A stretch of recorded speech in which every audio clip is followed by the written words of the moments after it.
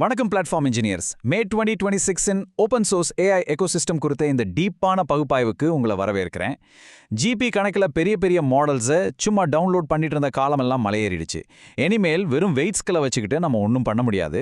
நாம இப்போ ஒரு முழுமையான அதிநவீன எட்ஜ் ஏஐ ஸ்டாக்கையை ஸ்கிராச்ல இருந்து கம்பைல் பண்ண போறோம். வாங்க சிஸ்டம்குள்ள போகலாம். சிஸ்டம் லாக் ஃபைல்ல இருந்து கிடைச்ச இந்த பச்சையான உண்மையை கவனிங்க. இனிமேல் ஏஐயோட பவுண்டரிஸ் மொத்த பாராமீட்டர்களோட எண்ணிக்கையை பொறுத்து கிடையாது, ஒரு டோக்கனுக்கு எத்தனை பாராமீட்டர்கள் ஆக்டிவா இருக்குன்றத பொறுத்து தான் அமைய போகுது. விராம் கன்ஸ்ட்ரெயின்ஸ் எப்படி ஒட்டுமொத்த இன்ஜினியரிங் உலகத்தோட பாட்டில்னக்கே மாத்தி போட்டிருக்குன்னு இது தெளிவா காட்டுது. இப்போ எல்லாம் சைஸை விட எஃபிஷியன்சி தான் மேட்டர்.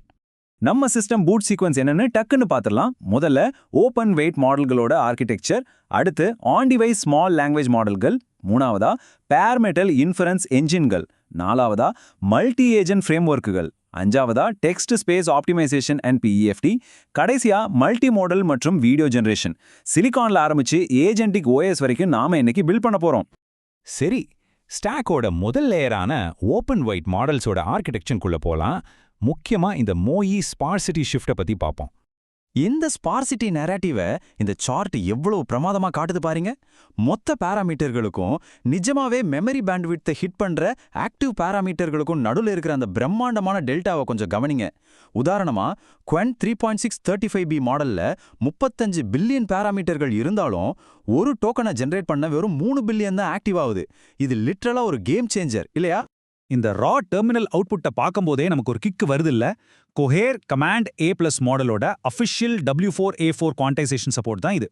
இதுல குரூப் சைஸ் 16 அப்படின்னு இருக்கிறத நோட் பண்ணுங்க. இவ்வளவு சின்ன குரூப் சைஸ் இருக்கிறதால குவான்டைசேஷன் ஏரியாஸ் ரொம்ப டைட்டா கண்ட்ரோல் செய்யப்படுது. இந்த நம்பர் சொல்ற கதையை கேளுங்க. 218 பில்லியன் பாராமீட்டர் இருக்கிற கமாண்ட் A+ மாடலை 16 பிட்ல ரன் பண்ண உங்களுக்கு 8 NVIDIA H100 GPUகள் அடங்கிய பெரிய கிளஸ்டர் தேவைப்படும். ஆனா இந்த W4A4 குவான்டைசேஷன் மூலமா வெறும் 2 H100 அல்லது ஒரே ஒரு B20 GPUல இதை சர்வ் பண்ண முடியும். இது மூலமா சின்ன இன்ஃப்ராஸ்ட்ரக்சர் டீம்களும் என்டர்பிரைஸ் கிரேட் மோயியை ஈஸியா ஹேண்டில் பண்ணலாம். ஃபினான்ஷியலா இது ஒரு பெரிய ரிலீஃப். அடுத்த கியருக்கு மாறுவோம். 5 பில்லியனுக்கும் குறைவான பாராமீட்டர்கள் கொண்ட ஆன் டிவைஸ் ஸ்மால் லாங்குவேஜ் மாடல்கள், அதாவது த லோக்கல் எட்ஜ். இங்க இன்ட்ராவேட் ஏர்லி கம்ப்ரெஷன் அப்படின்ற ஒரு செம்மையான கான்செப்டை நம்ம புரிஞ்சுக்கணும். மினி சிபிஎம் V4.6ல இருக்கிற ஒரு விஷுவல் என்கோடிங் டெக்னிக் இது. இது 4x × 16x விஷுவல் டோக்கன்களை கம்ப்ரெஸ் பண்ணி கம்ப்யூட் செலவுகளை 50%க்கும் மேல குறைக்குது. இதனால என்ன லாபம்னு கேட்குறீங்களா? iOS, ஆண்ட்ராய்டு மாதிரியான எட்ஜ் டிவைஸ்களில் மெமரி பஃபர் கிராஷ் ஆகாம தொடர்ச்சியான வீடியோ ஸ்ட்ரீம்களை ப்ராசஸ் பண்ண முடியும். மொபைல் ஏஐல இது லிட்ரலா ஒரு பெரிய மேஜிக். சரி, இப்போ பேர் மெட்டல் லேயருக்குள்ள டீப்பா டைவ் பண்ணலாம். Section 3, bare metal inference engine optimisation. Model வெயிட்ஸ்களை ரா கம்ப்யூட்டா மாத்திர C++ என்ஜின்கள் இல்லாம இந்த வெயிட்ஸ்களால ஒரு பிரயோஜனமும் இல்ல. இந்த இன்ஃபரன்ஸ் ஸ்டாக் மேட்ரிக்ஸை கொஞ்சம் பாருங்க. ஒலாமா, llama.cpp, VLLM அப்படின்னு பல என்ஜின்கள் இருக்கு. ஆனா நாம ஏதோ கண்ணை மூடிக்கிட்டு ஒரு என்ஜினை செலக்ட் பண்ண முடியாது. உங்க கன்கரன்சி, ஒர்க்லோட் ஜாமெட்ரி, அப்புறம் ஹார்ட்வேர் ஆர்கிடெக்சர் இதெல்லாம் பொறுத்து தான் உங்க செலக்ஷன் கண்டிப்பா இருக்கணும். இங்க பாருங்க, இதுதான் நம்ம ஹீரோ கமாண்ட் /llamaCNI-NCMO 25. இது எவ்வளவு பவர்ஃபுல் தெரியுமா? அடிக்கடி அக்சஸ் செய்யப்படுற எக்ஸ்பர்ட் லேயர்களை நேரடியா GPU VRAMல இது பின் பண்ணிடுது. இதனால 35 பில்லியன் பாராமீட்டர் உள்ள ஒரு பெரிய மாடலை வெறும் 12 GB VRAM இருக்கிற ஒரு சாதாரண RTX 4070ல ஸ்குவீஸ் பண்ணி ரன் பண்ண முடியும். No way! இது நிஜமாவே ஒரு இன்ஜினியரிங் மார்வல்.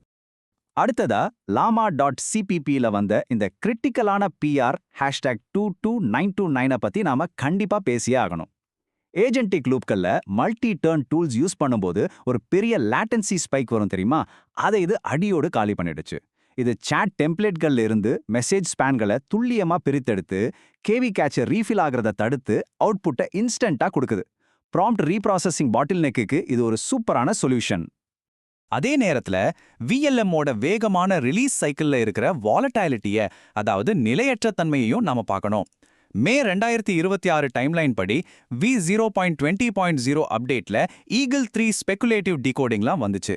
ஆனா அடுத்தடுத்து வந்த V0.21.0 அப்டேட்ல நடந்த சில ரெக்ரெஷன்ஸ்னால QVen 3.6 27B மாடலோட MTP rate break ஆயிடுச்சு. கர்னல் லெவல் ஃபியூஷன்கள் எவ்வளோ சென்சிட்டிவானதுன்றத இது எந்த சார்பும் இல்லாம நமக்கு உணர்த்துது.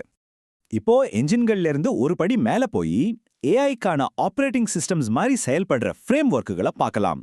Section 4 multi agent operating systems. முன்னாடி எல்லாம் பெரிய பெரிய பைத்தான் ஸ்கிரிப்டுகளை ரேப்பரா யூஸ் பண்ணுவோம். அடிக்கடி கான்டெக்ஸ்ட் கரப்ட் ஆகும், கோல்ட் ஸ்டார்ட் ஆகிறதுக்கு ரொம்ப நேரம் எடுக்கும். ஆனா இப்ப பாருங்க, ஹெர்மெஸ் ஏஜென்ட் 0.14.0 வந்தாச்சு. இது ஒரு பேர் மெட்டல் டீமன். லோக்கலாவே எஸ்கியூலைட் மெமரியை யூஸ் பண்றதால சிடிபி கால்கள் 180 மடங்கு ஃபாஸ்டா நடக்குது. லேங்கிராஃபோட ஏசிங் சப் ஏஜென்ட்ஸ் மாதிரி டூல்ஸ் வந்து ஏஜென்ட் ஸ்வார்ம்களை ரொம்பவே ப்ரொஃபஷனலா மாத்திடுச்சு.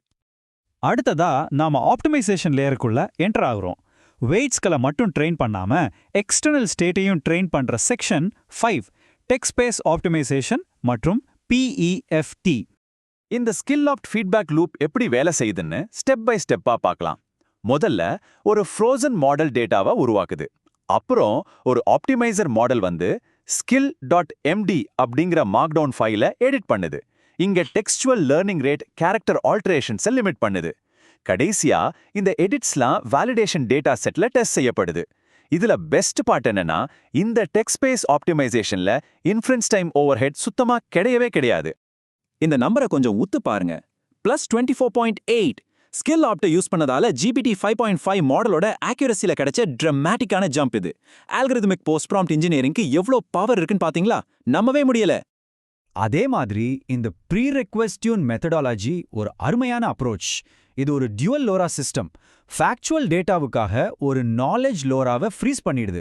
அப்புறம் ஃபங்க்ஷனல் டாஸ்க்குகளுக்கு ஒரு ஆக்டிவ் ஸ்கில் லோராவை மட்டும் ட்ரெயின் பண்ணுது. அதாவது மாடலுக்கு என்ன தெரியும் அப்படிங்கிறதையும் அது என்ன செய்யுது அப்படிங்கிறதையும் இது கிளீனா பிரிச்சு வச்சிடுது. இதனால கஷ்டப்பட்டு கத்துக்கிட்ட விஷயங்களை மாடல் மறந்துடுற கேட்டஸ்ட்ராஃபிக் ஃபர்கெட்டிங் பிரச்சனை சால்வ் ஆகுது. இதோட ரிசல்ட் என்ன தெரியுமா? வெறும் 0.6% ஹாலுசினேஷன் ரேட். ஓப்பன் சோர்ஸ் ஸ்டாண்டர்ட்ல இது ஒரு மிகப்பெரிய மைல்கல். ப்ரீரிக்வெஸ்ட் டியூன் மெத்தடாலஜி எவ்வளோ அக்யூரேட்டா வேலை செய்யுதுன்னு இது ப்ரூவ் பண்ணுது. இப்போ நம்ம ஸ்டாக்கோட கடைசி லேயருக்கு வந்துட்டோம். ஸ்டாட்டிக் இமேஜ்களை தாண்டி டெம்போரல் வீடியோ மற்றும் ஐடென்டிட்டி ஸ்பேஸ்க்குள்ள போகலாம். 6வது செக்ஷன் மல்டிமோடல் மற்றும் வீடியோ ஜெனரேஷன். கம்ஃபியூஐல நம்ம யூஸ் பண்ற இந்த 22 பில்லியன் பாராமீட்டர் LITX 2.3 ID லோராவை கொஞ்சம் பிரேக் டவுன் பண்ணலாம். வீடியோவுக்கான ஜீரோ ஷாட் ஐடென்டிட்டி பிரிசர்வேஷன் இதுல ரொம்ப பக்காவா இருக்கு. வெறும் ஒரே ஒரு ரெஃபரன்ஸ் இமேஜ், ஒரு சின்ன ஆடியோ கிளிப், இது ரெண்டையும் இன்புட்டா கொடுத்தா போதும். மல்டி மாடல் பைப்லைன்ஸ்லாம் இதுக்கு தேவையில்லை. சிங்கிள் ஜெனரேட்டிவ் டிஃப்யூஷன் பாஸ்லயே சூப்பரான லிப் சிங்க்ட் வீடியோ வந்துடும். உங்க குவான்டிசேஷனை பொறுத்து 24 GB இருந்து 80 GB வரைக்கும் VRAM இதுக்கு தேவைப்படும். இந்த NVFE4 வீடியோ டியூனிங் மற்றும் long live 2.0 streaming long tuning டேட்டாவை கவனிங்க. ஓப்பன் சோர்ஸ் வீடியோ டியூனிங் அல்காரிதம்ஸ்களும் NVIDIAவோட bleeding edge NVFE4 hardware data டைப்களுக்கும் நடுவில் இருக்கிற இன்டகிரேஷன் எவ்வளோ டைட்டா இருக்குன்னு இது காட்டுது. வீடியோ ஜெனரேஷன்ல அடிக்கடி வர அந்த மெமரி வால் பிரச்சனையை இதுதான் சால்வ் பண்ணுது. நம்ம செஷனோட எண்டுக்கு வந்துட்டோம்.